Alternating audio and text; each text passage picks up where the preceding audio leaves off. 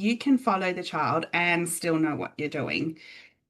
I very proudly was named one of Australia's top 50 small business leaders.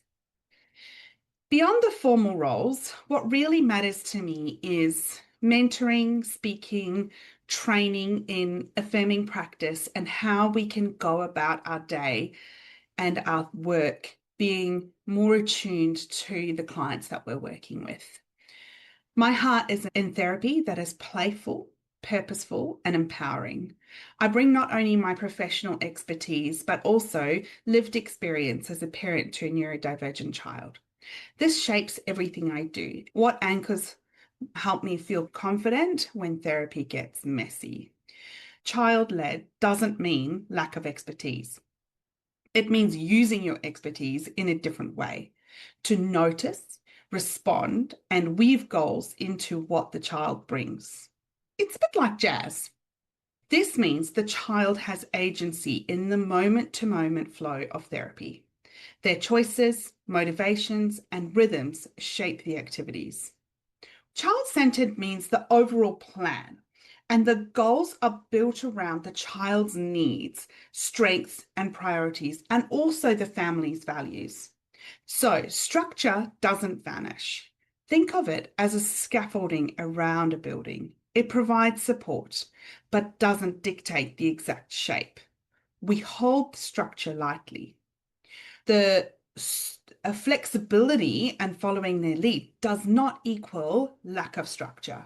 You can still have structure and have flexibility. You can have both.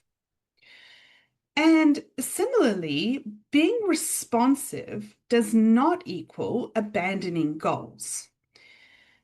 They remind us that being child-led is not the same as being aimless. It's about being purposeful in a more flexible, affirming way. And research backs this up.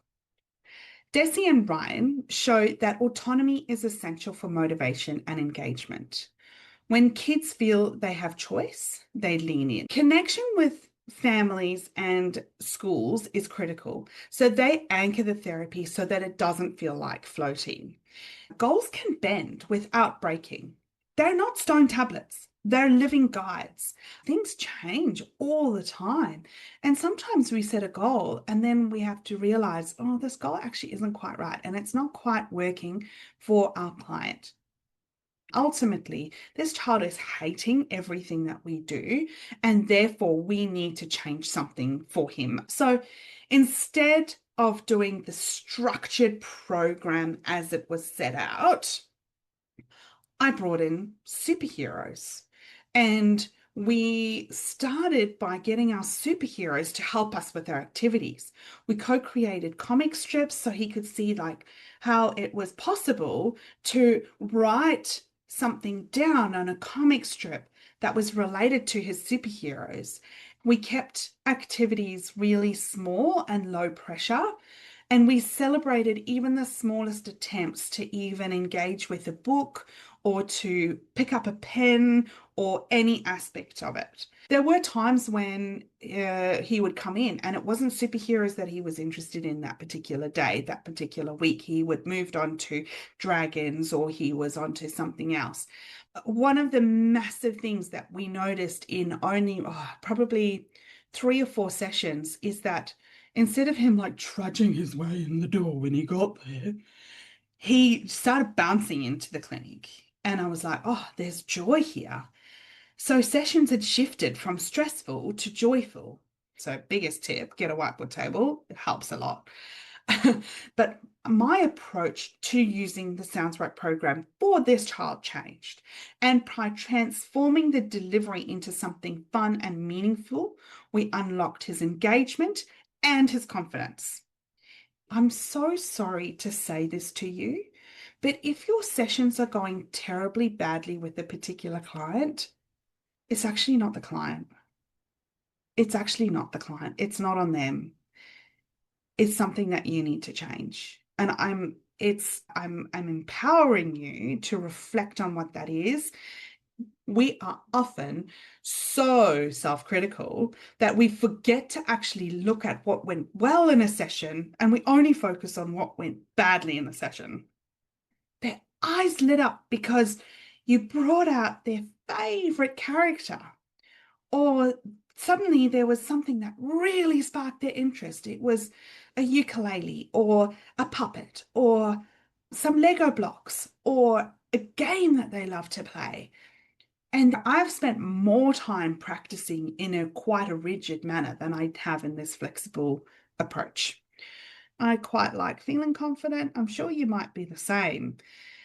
But when I stop and reflect on where did I overdirect or hold on too tightly, I also need to ask myself why. I noticed in the child a very quick disengagement from what we were doing. So that's usually a big clue.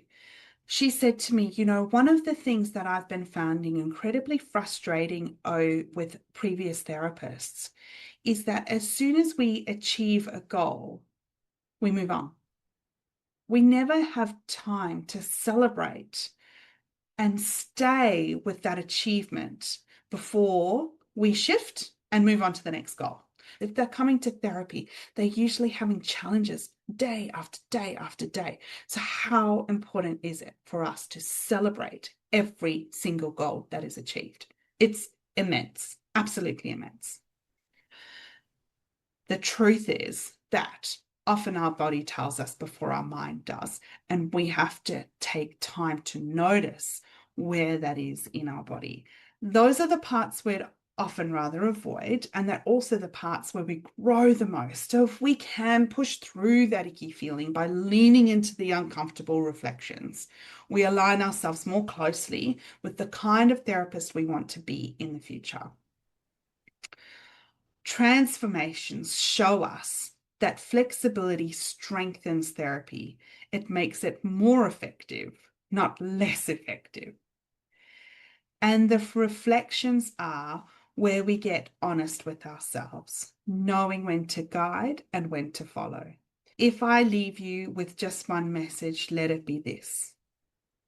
Following the child isn't losing your way, it's finding it together.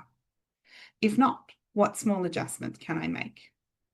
It's not about perfection. It's about staying curious and honest with ourselves. That reflective stance is what keeps therapy responsive and affirming.